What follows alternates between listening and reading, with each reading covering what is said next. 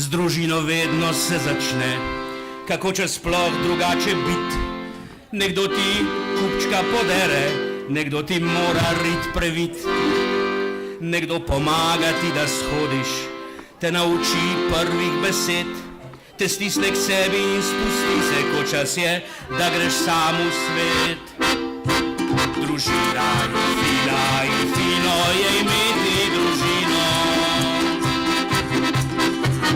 Skupaj čez klance in skupaj vsako strmino.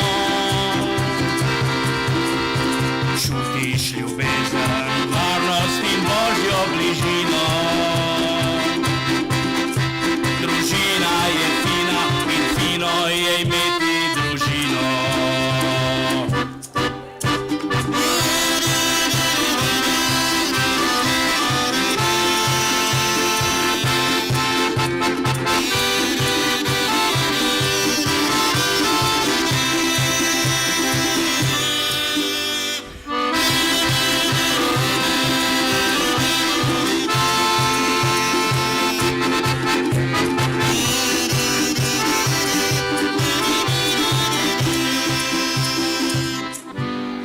Kako se je vse skup začelo, kako je bilo, ko ni bilo nič.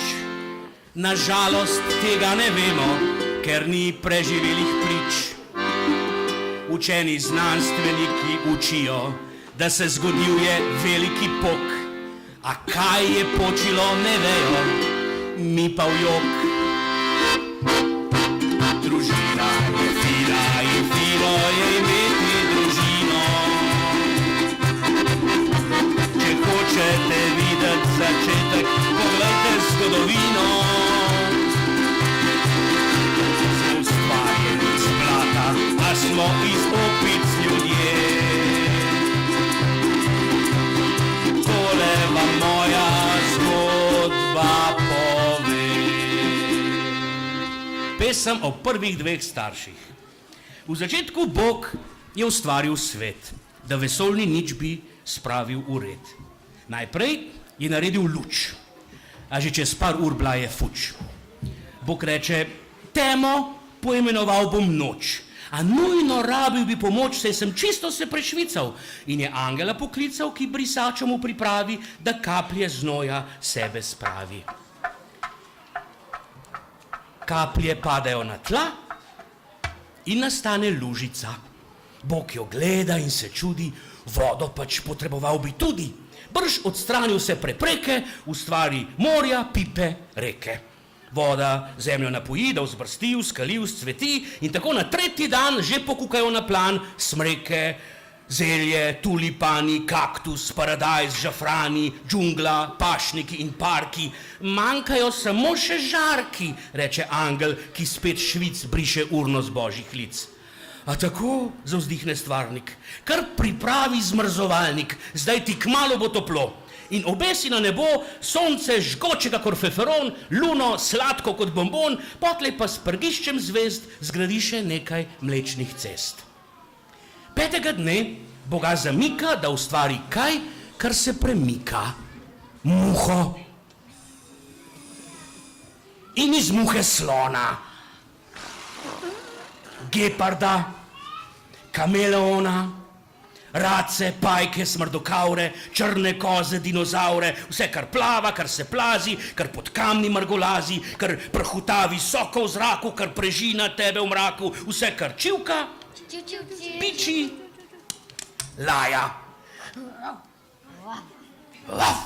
Skratka, vse, kar živega obstaja. No, ne vse. O ne, še ne. 6. dan začenja se. Bog za veliki finale bi rad zapisal se v anale, da napravi zadnjo piko, zmisli si sebi podobno sliko. Nekaj, kar še ni bilo. No, to pač ne bo težko, saj vse, kar dela, dela novo. Brez dvoma prvič, zagotovo. Za tistega, ki še ne šteka, Bogkrat ustvaril bi človeka. A kakšno snov naj uporabi, da stvor prehitro se ne izrabi, da se ne zlomi, ne pokvari in ne pristane v stari šari. Bitje takega formata ne more biti, ne vem, iz blata. Malo vode, malo peska, iz grmičevja pričeska, veje bukove za kost. O ne, to je norost.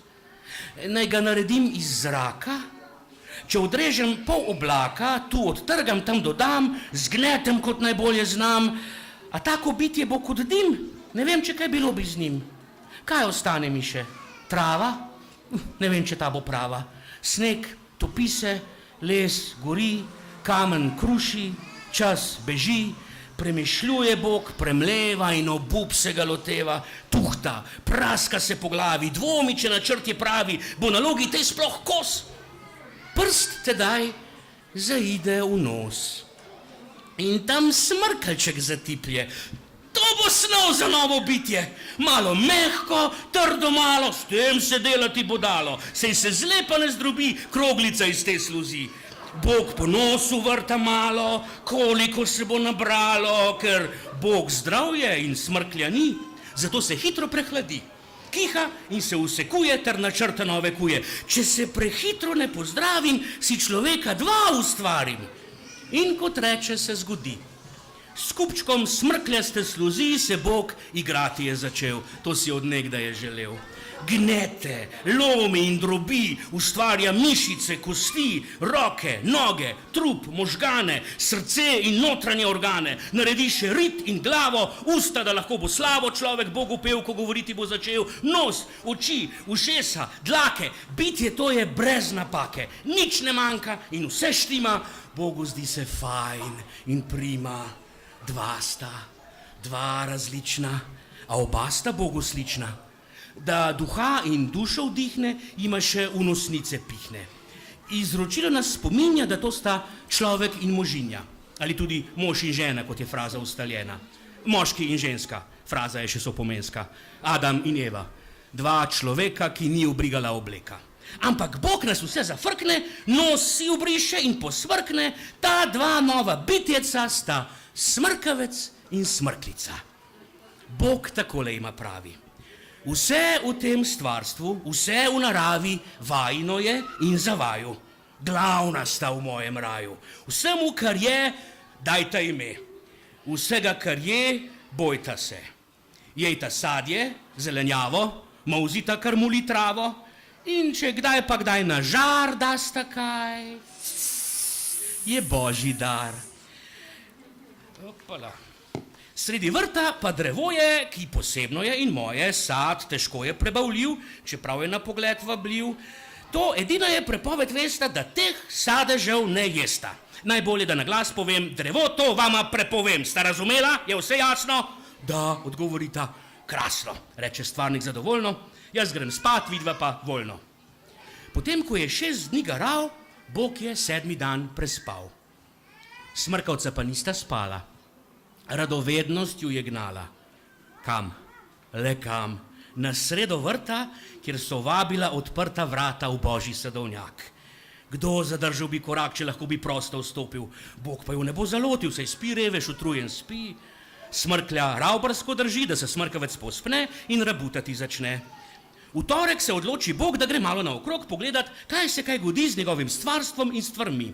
Kamorkoli pot ga vodi, vse lepo je, vse mu godi, vse deluje kot mašina, red povsod in disciplina, plimovanje in sneženje, ptic selitev, rib drstenje, sonce, ki gre za obzorje, živi pesek, mrtvo morje, črne luknje v vesolju, makr deč v pšeničnem polju, vse pohvalno, vse z odliko tvori čudovito sliko. 3-krat svet obkroži Bog, ko gleda delo svojih rok. Kar na lepem ga useka, da ni videl še človeka. Pa ustvarjuje kar 2, zdaj pa nikjer nobenega. Kliče, Adam, Eva, kje pa sta? Vendar ni odgovora. Adam, Eva, Bog ustraja, bliža se središču raja. Bliže je, bolj se mu zdi, da nekaj tu močno smrdi, da predrzna smrkavca sta nekaj čudnega ušpičila. Zdaj pa dosti, Adam, Eva, božji glas po raju odmeva. Iz grma tam nedaleč stran prileze Adam vzbolan. Tu sva in ne vpi tako, saj nama grozno je slabo. Kako slabo? Se tega ni? Vse dobro ustvaril, se vreči. Kako si sploh za slabo izvedel? Si mar kaj takega pojedel? Adam svoj pogled povesi in se praska za ušesi. Očitno je, da vest ga peče, vendar čaka, nič ne reče. Bogu pa nervoza rase. Kaj je zdaj? Kaj skrivata se? Zlezi ven iz te goščave in razloži mi težave. Adam reče, o, Gospod, pusti naju tukaj not, grozna najna je stiska, muči naju huda driska.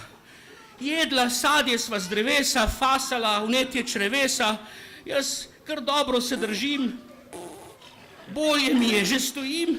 Eva, ni še školjka ostala. Smrkavca, vse sta zastala, Bogu je beseda, Mrko izpod čela gleda, šteje tiho do 102, da pritisk se mu uravna, diha, čuti, da se umirja, tedaj pa, a je kaj papirja? Eva zakriči iz grbičja, preko božjega obličja srd in bes in gnus in gnev, svet smrdeti je začel. Če potegne tu se črta, morala sta iti iz vrta naša mala smrkavca, Adam in pa Evica, v svet še vedno poln čudes, a daleč, daleč od nebes. Zakaj to zgodbo govorim? Vse prevečkrat doživim, da kdo družine naše obira, jih obrekuje, kritizira, govori, da so brez veze, morda pa ni še slišal teze. Ko sta smrkavca odrasla, poročila sta se in ljubila, mi, njune hčere smo in sini, pripadamo vsi eni družini, ki jo Bog je iz smrklja ustvaril. Vse je na svetu ji podaril. Malo pa že sam je kriv, da nas je take naredil. Saj smrkavec vedno počne točno tisto, kar ne sme.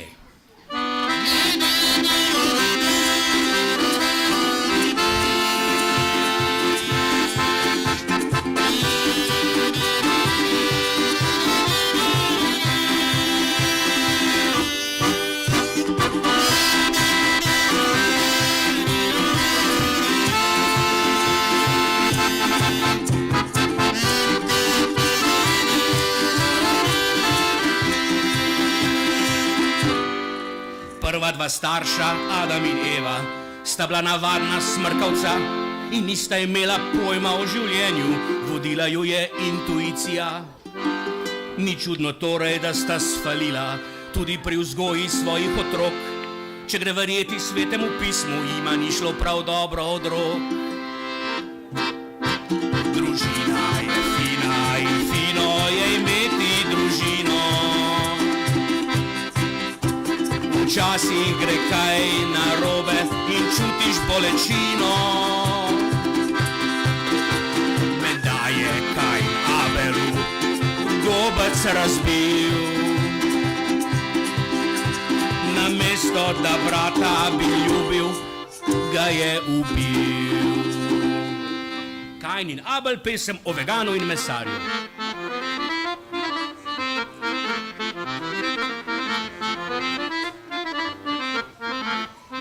Nekoč, ko zemlja je bila ploščata, na njej živela sta dva brata. Prvih staršev, prva potomca, po izgonu iz raja z domca, gastarbajterja, migranta, Kain in Abel, čudna fanta.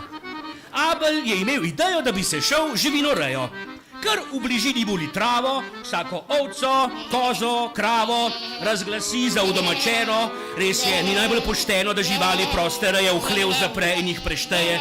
Tako v začetku civilizacije pride do divje privatizacije.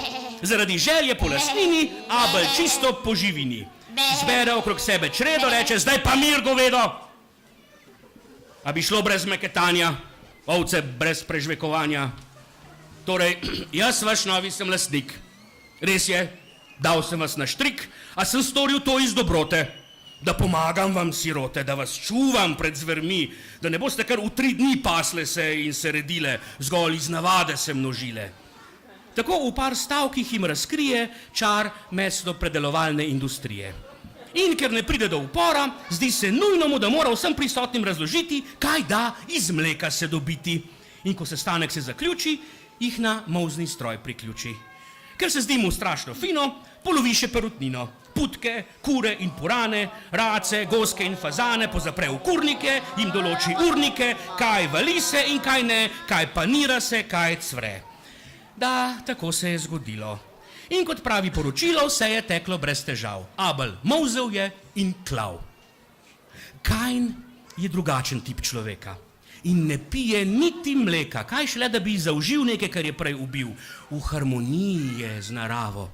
Je izključno zelenjavo in že s sadjem ima težave, če ni iz ekološke pridelave.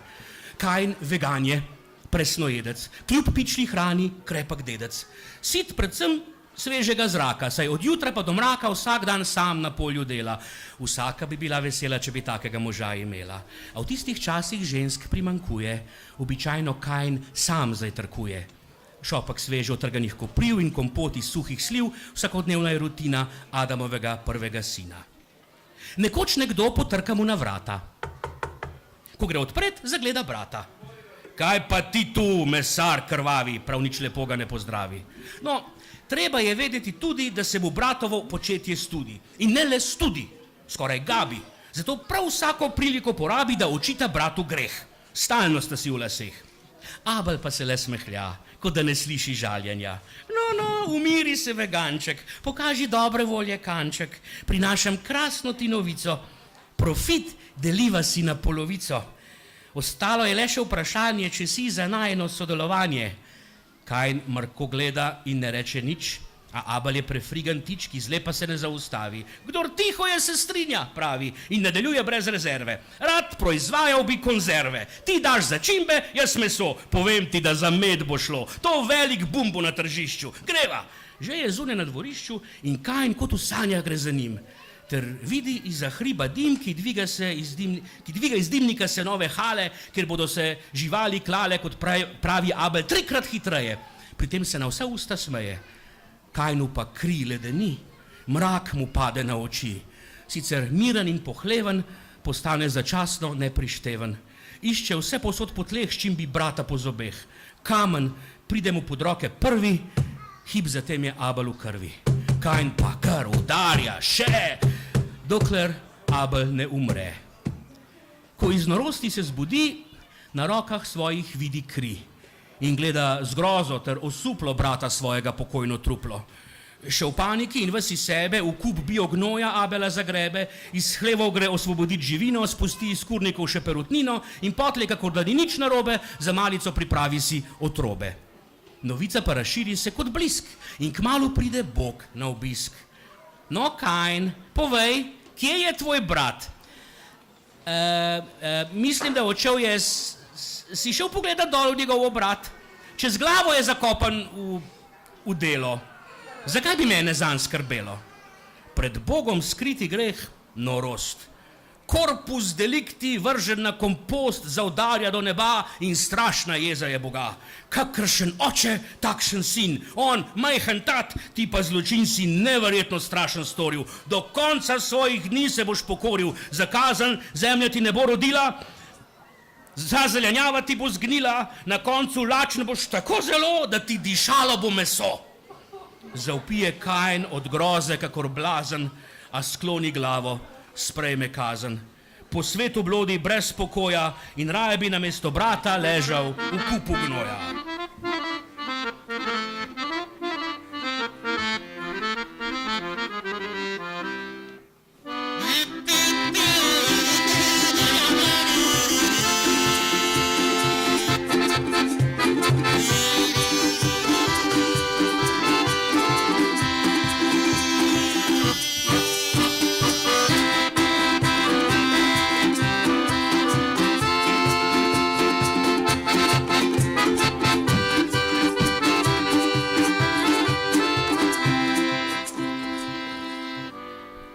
Takšno obnašanje ni sprejemljivo. Mislim, da s tem se strinjamo vsi. Tako je menil tudi Bog in sklenil, da svet potopi. A Bog je dober, srce ni mu dalo, da čisto vse poslal bi v smrt. Noe je zgradil ogromno barko, rešil družino in živalski vrt. Družina je fina in fino je imeti družino. Če vse voda odnese, na izletu se imaš fino. Čutiš ljubezen, varnost in božjo bližino. Družina je fina in fino je imeti družino.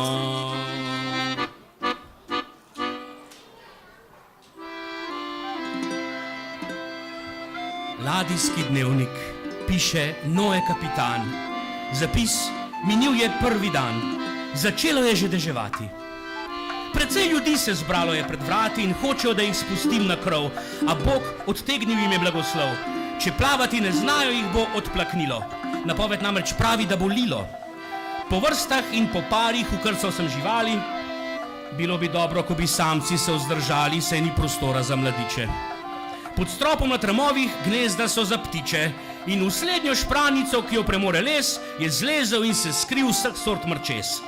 Zunaj grmi, potop se približuje, mi čakamo, da ladjica zapluje. Ladijski dnevnik piše Noe kapitan. Zapis: dežuje 12 dni ves dan, ter še po noči lije kot iz škafa. In kot povedala nam je žirafa, ki vsake toliko pretegne vrat in dvigne glavo, Bog resno mislil je s poplavo. V drevesnih krošnjah ždijo preživeli in si želijo, da bi škrge imeli. Opazil sem, da ladja je brez sidra, zaradi valov slon bruha kakor vidra. Samo da ptice ne bi driske imele, ne le brez kompasa, sem tudi brez marele. Ladijski dnevnik piše Noe kapitan. Zapis: dež 39. dan. Kar se še videlo goraje na obzorju, pred našimi očmi so utonila v morju, ki s plimo zgolj narašča in brez oseke prekrilo zemljo bo na vekov veke. Kopna ni več torej in ni rešitve druge, kot da počakamo pod palobo te plavajoče truge in upamo, da res nam truga ne postane, se nam počasi že zmanjkuje hrane. Ladijski dnevnik piše Noe kapitan. Zapis: na ladji smo 101. dan. Dež je ponehal, vsi smo dobre volje. Slabo nam šlo je, lahko gre le na bolje. Igramo se družabne igre, žabe v balinanju premagale so tigre, v Mikadu klop odnesel zmago je pitonu, nihče ni kos v skrivalnicah kameleonu, vseeno dolg čas nam je, gremo si na jetra, na krov ne moremo zaradi močnih sunkov vetra. Ladijski dnevnik piše Noe kapitan. Zapis: oblačno, 162. dan. Vidimo kopno v daljavi, morda nas z malo sreče tja naplavi, saj ladja je brez jader, vesel in krmila. Preveč natančno sem poslušal Božja navodila in zdaj smo tam, kjer smo. No, skratka, vsega smo že siti, razen seveda hrane, ki je ni obilo, bili prisiljeni smo ukiniti kosilo. Ladijski dnevnik piše Noe kapitan. Zapis: pretežno jasno, 204. dan. Na milost in nemilost prepuščena toku, nasedla ladja je občer na levem boku. Očitno plov po svoje smo končali, vsi skupaj smo na palubi se zbrali, po dolgem času dihali svež zrak in zrli zvezde, ko se je naredil mrak. Dežuje res ne več in veter piha, vendar gladina vode le počasi usiha. Z barke ne moremo, še ne, a nas tišči, strašansko dolgo skupaj smo bili. Ladijski dnevnik piše Noe kapitan. Zapis: 290. dan. Kar smo imeli, smo požrli, zalog ni več, zdaj bomo umrli. Morda uspe mi preživeti, če si lagal bom, da sem na dieti.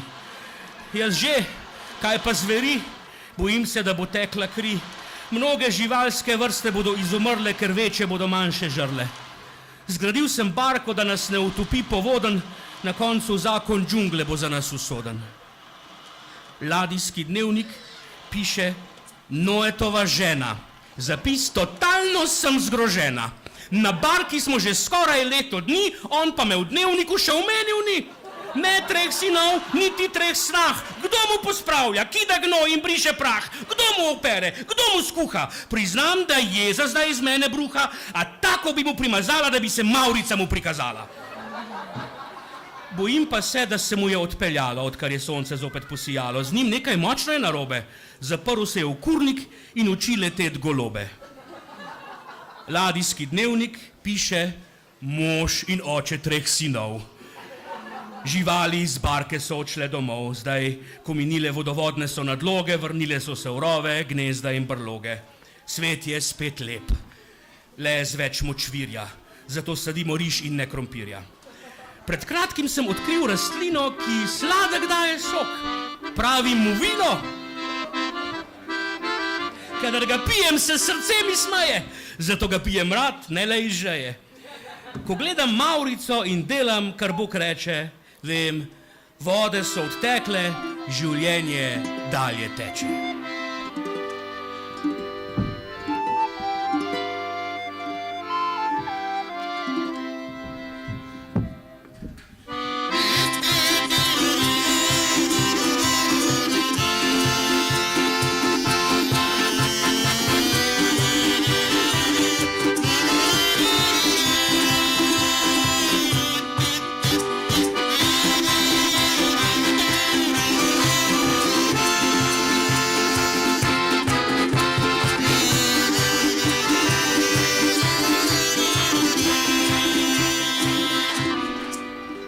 ko se je zemlja po potopu posušila, ljudje so začeli normalno živeti. Pozabili so, kaj se je dogodilo in kmalu je bilo vse po starem spet.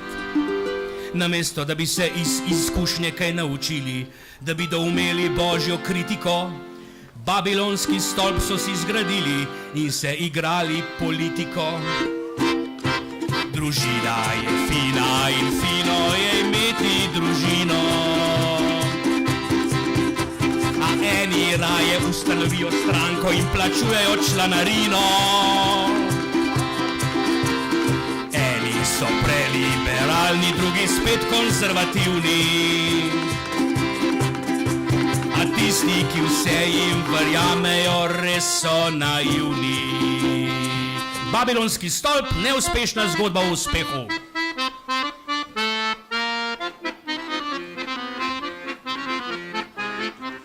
V davnem Babilonu se je dogodilo, da je ljudstvo na oblasti izvolilo stranko, ki je na volitve šla z geslom "Dotaknimo se neba". In vse skupaj bi se pozabilo, ko se ne bi pripetilo, da poraženec volitev je zahteval izvršitev. Ja, v politiki ni hujšega kot budna opozicija. Kaj so drugega hoteli, kot da graditi so začeli stolp, ki zemljo in nebo med seboj povezal bo. Ker je šlo za sredstva javna, reč sploh ni bila zabavna. Bil je potreben natečaj. Stolp, za koliko, do kdaj in najbolj pomembno, kdo? Visoke gradnje d.o.o. Njihov prvi arhitekt zrisal krasen je objekt iz lesa, suha montaža. Dajte no, to je blamaža, v opoziciji so vpili, ko v roke so načrt dobili. Za stolp tako visok lesen treba, ogromno je polen. Kdo bo sekal, kdo bo žagal? Vemo, na razpisu zmagal je ta gradbeni bedak, ker je od ministra svak. Da bi škandalu se izognili, natečaj so ponovili. Zdaj požel je vse pohvale arhitekt iz firme male, ki si nadela je ime Grad v oblakih Ltd. Bil je predsednikov bratranec, vendar tudi dober znanec mnogih iz opozicijskih vrst.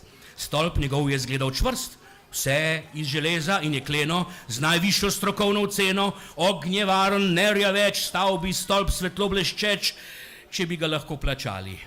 A odprtih ust zijali so, ko prišel je predračun. Udbo mafijski tajkun, so potihem godrnjali, a na glas so mu dejali, saj je lep, vendar pa zdi se, da krši okoljevarstvene predpise. Vseeno hvala za sodelovanje. In kakšno je nadaljevanje? V tretje gre rado, so dejali, ko so na razpisu izbrali med vsemi gradbenimi imeni firmo Hitro in poceni. Tokrat šlo je brez preprek. Zraslo, zidano je iz opek, visoko 306 nadstropij, eno najgrših poslopij, kar jih kdaj je videl Bog. Bil je kritičen in strog. To skrpucalo 300 nadstropno je estetsko predpotopno. V meni zbuja gnus in bes, naj uniči ga potres. Krvavo zlata božja strela z vrh neba je priletela v stolpa temelje nosilne. In kot obljube predvolilne stolp se je sesul v prah. Državo je zajel preplah, kaos, panika, nemiri, v parlamentu pa prepiri. Kdo je kriv, kdo odgovoren za projekt od štarta sporen? Vpili vsi so, brez razlike. Bog jim zmešal je jezike, da se niso razumeli, le kričali so, besneli. In tako vse do današnjih dni se godi v politiki.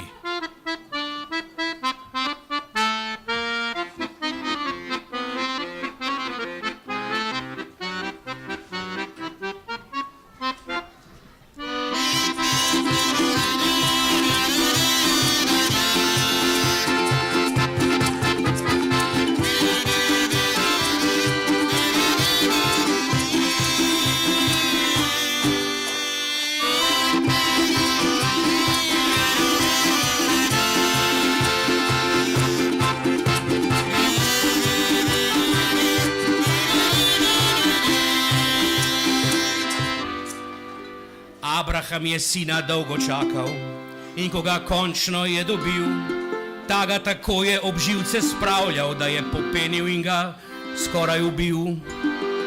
V tolažbo vsem staršem, ki jim je težko, ker otrok jih je ob živce spravil, bi mar sploh lahko drugače bilo, če nas Bog je iz smrtlja ustvaril. Družina je fina in fino je imeti družino. Vedno kri teče, ko prerežeš popkovino.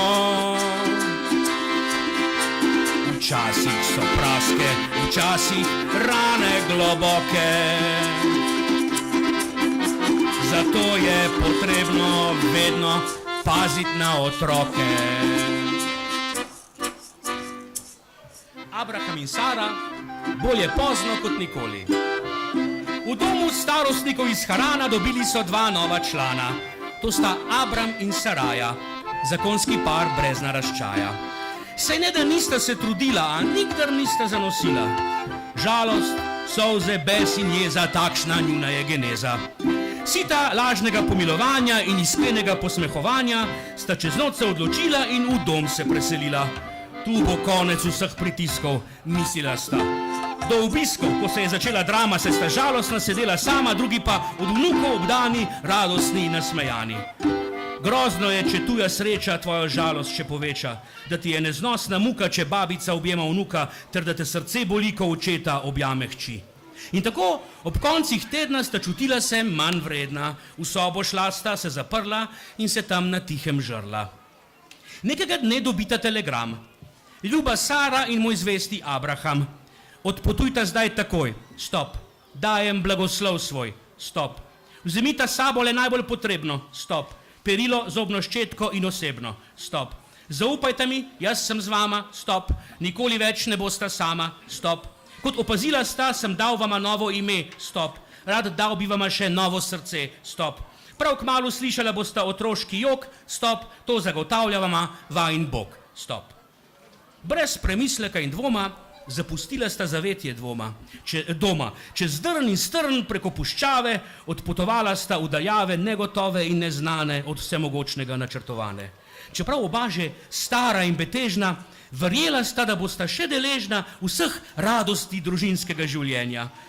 Jokanja, trmoglavljenja, dojenja, pokakanih, polulanih plenic, brisanja ritk in solzic z lic, potolčenih komolcev in kolen, razbitih vas in pokracanih sten z umetnostjo, ki ni je videl svet, prvih korakov, zobkov, prvih besed, skratka tega, kar mnogim živce para, sta si želela Abraham in Sara. Neke nedelje pred šotorom sta sedela, čakala, kakor vedno, kdaj bo štorklja priletela. Namesto štorklje pridejo trije možje. Abraham kot mladec skoči na noge. Dobrodošli, vpije, kar vstopite, spočijte si, le trenutek potrpite. Ti, Sara, speci kruh, jaz bom zaklal telico. Kako lepo, imeli bomo veselico. Kaj ti je, stari, reče Sara, se ti blede, ulikan človek se tako ne vede. O, se, če pride Bog na obisk. Kaj te boli? Glava, srce, visok pritisk? Mar nisi me učil, da je v nebesih Bog en sam? Ti pamet je pošla ali zgolj vid, moj Abraham? O, Sara, jaz sem vizionar, to sveta je trojica in čez stoletja to bo dogma, tretja resnica. Težave delala bo birmancem in teologom in ateistom, ti sploh težave imajo z Bogom. Zdaj pa pohiti, vstani, speci kruh, najbolj lačen je se zdi mi sveti duh. Gostila sta Boga vse do noči, da je prespal. Ko je odhajal, jima je obljubo dal. Čez leto dni bosta zibala. To se Sara je smejala, da še trojica rekla je vse, kar je prav. Na to pa pomahala jima je v pozdrav. Izak, Abrahamov sin, prišel je v leta, ko deco najbolj trka puberteta. S svojim očetom se je večkrat sprl, zelo putnil vrata, v sobo se zaprl, ter tam se kujal cele tedne. Na Snapchatu šimfal starce bedne, kazal sledilcem z Instagrama razne fotke fotra Abrahama, ki jih je ta posnel, ko šel je v tisto mesto, kjer se dogajalo je često kaj, kar bi lahko imenovali čudno, nenavadno in ostudno. In ni več tega mesta, mislim dveh. Saj se godil je velik greh in je zato Bog s hudo uro v žveplu pokončal infrastrukturo ter prebivalce, grešnike nesrečne. Usmilil se je le neoporečne družine strica Lota. Pa še tu se žena je sirota radovedna le obrnila in se zakazan v stan steber je spremenila. No, zdi se mi, da z glavne teme sem zavil. Ko Abraham je Izaka nekoč dobil, da bulji v tiste nenavadne, grozne slike, kjer brez sramu obleke in omike ljudje se vtikajo v tuje probleme, v prtljažnik vrgal je cel kup opreme, namenjene kampiranju v naravi, ukazal sinu naj se v avto spravi in speljal, da se je le pokadilo. Ko nista se vrnila za kosilo, je Sara, nadvse potrpežljiva žena, dejala: tako, večerja narejena, najboljša hrana je pogreta jed. Medtem pa Izak se ves bled potil je zaradi prehitre vožnje in čakal, kdaj usujejo se grožnje očetu iz ust. Pa nič, tišina. Zato je logično vse bolj skrbelo sina, kam gresta, kam ga norec pelje in kakšne misli v glavi melje, ko v besen molk zavit šofira.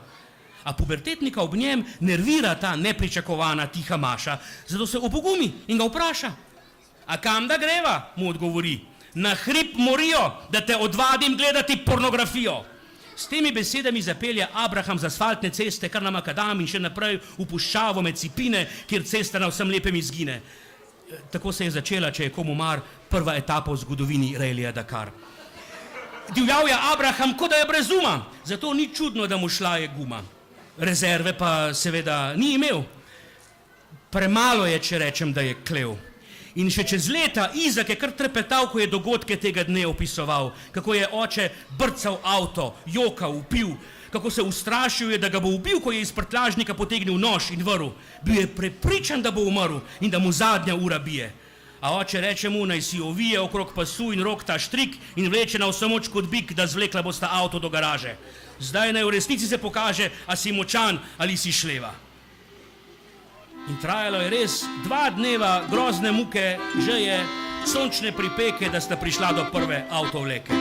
Vmes ju je huda lakota pestila in če ne bi kozla ustrelila, bi jima lahko še trda predla. Vsi tako, vsi so delali tako, vsi tako, vsi so delali tako. Od teh dogodkov dalje sta se vedla, kot da ni se nič zgodilo. Doma pričakalo ju je kosilo, postano 3 dni staro, da Abraham je prav grdo pogledal Saro. Izaku pa le pomežiknil in dejal: upam, da kdo od tvojih otrok bo kuhat znal.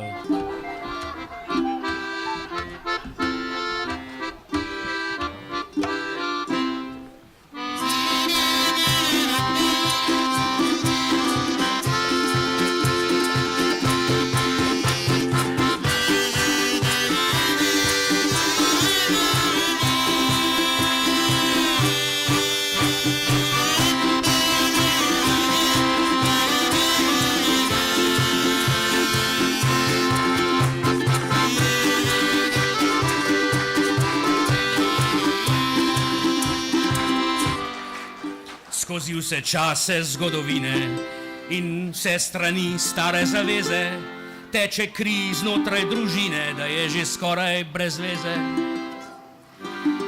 Oče sina, sin brata, brat mamo, z ognjem in mečem, izgovarjat se takle mamo, ni logično, to vam že rečem.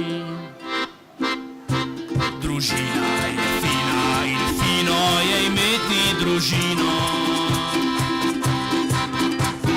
Boljših ljudi ne dobiš tu, če greš v nedeljo v trgovino. Treba je v srcu in v glavi napraviti obrat. V družini res moraš imeti vsakega rad. A situacija ni tako črna, kot na videz izgleda. Imamo še sveto družino, ki nas z oltarja gleda. Da depresija nas ne zajame, še zastonj življenjski nasvet. Čeprav veliko, veliko stane, družino splača se imet. Družina je fina in fino je imeti družino. Skupaj čez klance in skupaj vsako strmino. Čutiš ljubezen, varnost in božjo bližino. Družina je fina in fino je imeti družino.